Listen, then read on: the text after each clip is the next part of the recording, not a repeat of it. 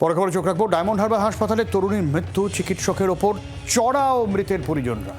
পাল্টা চিকিৎসকের বিরুদ্ধে অভব্য আচরণের অভিযোগ, মারধরের ছবি সোশ্যাল মিডিয়ায় ভাইরাল।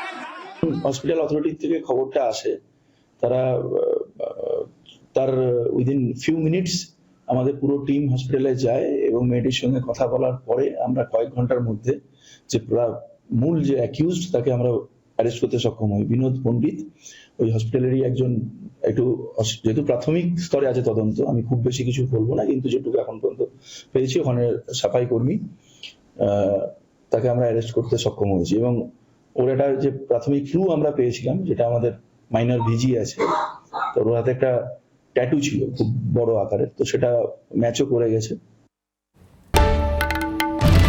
বাংলার আওয়াজ, বাঙালির আবেগ, জি 24 ঘন্টা।